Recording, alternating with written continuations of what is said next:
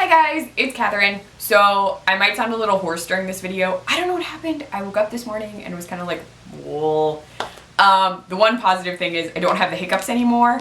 I was very afraid I was going to start filming this video and just be like, and just hiccup the whole time. But thankfully, those are gone and hopefully don't make an appearance in this video. I feel like I'm jinxing it. So cross your fingers that there are no hiccups. Just saying. Okay, so today's Fangirl Freakout video is all about the iZombie comics. So I talked about iZombie the show before, but I just recently finished reading the comics in the graphic novel format. I don't own the giant omnibus. I wish I did, but I don't. I do, though, own them all in individual format. Ta-da!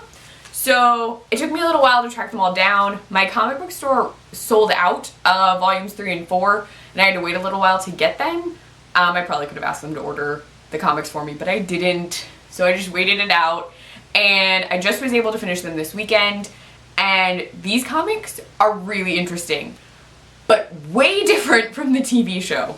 So if you've been watching iZombie, you'll know that the main character is Liv Moore, who works as a coroner in Seattle, Washington. And she happens to be a zombie who solves crimes with Clive Babineau of the Seattle PD and with the medical help of Dr. Chakrabarti. Oh, I probably butchered that one. Ravi. We're just going to say Ravi.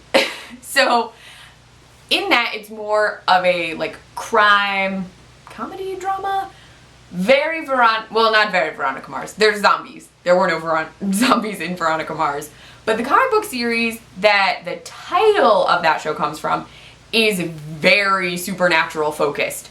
So the main character in iZombie the comics, ta-da, is Gwen Dillon. And Gwen Dillon wakes up one day and realizes she's a zombie. But the issue is she doesn't remember who she is or really anything about her life before she woke up.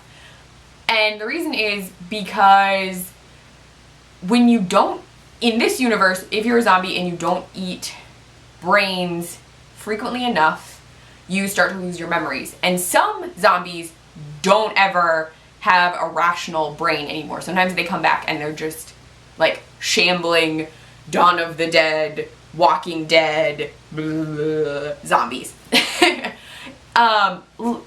Gwen, though, still knows how to function as a human. She just knows she has to eat brains to survive. Now in the comics, she only eats brains once a month, and when she does eat brains, she gets memory flashes, kind of like Liv does, but she also gets like whispers from the soul of the person she ate. So while she takes on some of the characteristics like Liv, that is similar, she kind of has them telling her things instead of just showing her. So it's a little bit more spiritual, I guess. That's not exactly the right wording, but there are souls involved. There's a lot of soul-focused plot in the comics. So there's undersouls, oversouls. There's a lot of it sounds kind of religious, but it's not really. There's just more emphasis on how souls affect the human body. So being a zombie alters your soul and how your soul is, what soul is in you. But in the iZombie comics, they're not just zombies. There are were-beings, ghosts, mad scientists, vampires, Frankensteinian monsters, giant tentacly beasts. Yes, we're talking Lovecraftian Cthulhu danger things that rise from the depths or from the sky and destroy the world. Yeah, that happens. So these comics kind of reminded me a little bit of Buffy, but more like Buffy meets Cthulhu. So there are the core characters of the series, Gwen Dillon, who is our zombie main character, then her best friends, Ellie and Scott. Now, Ellie is a ghost, and Scott, who also goes by the nickname Spot, is a were-terrier. There was a brief reference to were-terriers in the iZombie TV show when Ravi is talking about his online gaming character who happens to be a were-terrier. So there's a little nudge there. And unlike Liv, who works as a coroner, Gwen works as a gravedigger. So she gets her brains by digging people up that she has recently buried. And conveniently, this is set in Eugene, Oregon. It is not set in Washington, like the television show. The cemetery that she works for is an all-natural cemetery, so no one is, I almost said preserved, but that is not the right word. Said it anyway. That happened. They're not prepared. Prepared. I'm making it sound like a meal is happening in the cemetery, which is kind of true, because she is eating brains. We're just gonna go with prepared for burial, even though I know there are real words for these things. I just apparently cannot remember them today. So there are those three core characters, and then there's Amon, who is a supernatural, immortal, like, mystic, who is super crucial to to Gwen being a zombie, and you learn that throughout the series, that he is way more knowledgeable about what's going on than what you think. Then we have the monster hunters that show up that are like a secret organization that hunts down monsters and destroys them. And Liv. I'm just gonna accidentally call Gwen Liv like 80 times in this video. I'm sorry. That Gwen happens to fall in love with. They date a little bit. It's interesting. You'll see when you read them. So there are those characters, and then later in the series we meet the Dead Presidents, who are a government organization made up of supernatural beings who are like Gwen and still retain their own control themselves. There's a super cool zombie whose code name is Kennedy, and I love her. She's so cool. I think she might be my favorite side character, because I really like Gwen, but Kennedy, when she shows up, I was like, this is great. I love you. You're fabulous. She's flawless. And she has metal arms. I told you. You'll like them too. It's really cool. There are also, I mentioned that there are vampires, and they run a paintball range. So you remember that paintball, if you watched the show iZombie, you remember that there was an episode that did involve paintball, and there's also paintball in this. The vampires run it and use it as a front to feed, and they get really involved in the plot because of mad scientist woman whose name is, Galadia. I read it and in my head that's what it should sound like, but I could be pronouncing that wrong. She looks a bit like the Bride of Frankenstein. She has the white streak in her all black hair. She is building a vessel for this super powerful entity that is going to come from the sky. And the epicenter of all of this is in Eugene. So it kind of was like when terrible things happen in Sunnydale and you're like, oh, it's Sunnydale, of course, because of the Hellmouth. It's oddly like that. There's no real explanation as to why it's Oregon, why it's this town in Oregon, but it's apparently crucial that it be Eugene, Oregon. Like, the stars are aligned, and that is where this creepy monster is going to pop out.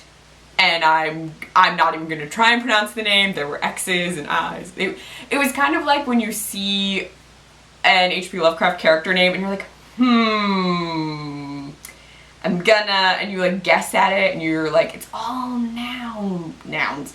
It's all vowels. So it's like vowels and like the letter X, couple Z's, maybe a T, just to confuse you a little. So I really can't pronounce the big bad's name. But this plot is way more supernatural. Besides Gwen being the thing that can save the world, there are also some random fun characters that show up. Spot's grandpa appears, and a chimp is involved. There's a comic book character who's also a monster fighter who is real. There's the Strider, who I know is an actual, like, in mythology character. He appears. There's some pretty cool stuff. I really like the comic book storyline. It is just a lot different from the iZombie TV show. So if you go into it thinking like, oh, it's gonna be like solving a crime, it's really not. It's more Gwen figuring out what's going on, what happened to her, and then all of these characters sort of growing and changing and dealing with the fact that crazy things are happening in Eugene. So I really, really enjoyed it. I've been watching Buffy recently, so it fit into my very like, ooh, Buffy-centric thought process. And Gwen's character is really cool.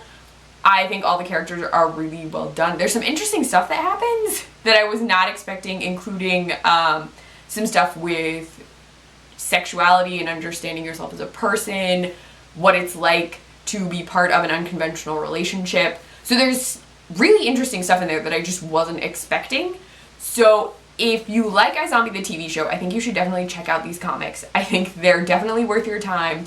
If you can get the giant omnibus, you should totally do it. If not, these are great. I'm a fan. I like having the individual ones because then it gives me a reason sort of to stop reading, because I have a problem where if I start reading I don't want to stop. Yeah, it's a thing. Binge reading happens. I also have one really quick thing that I want to show you guys.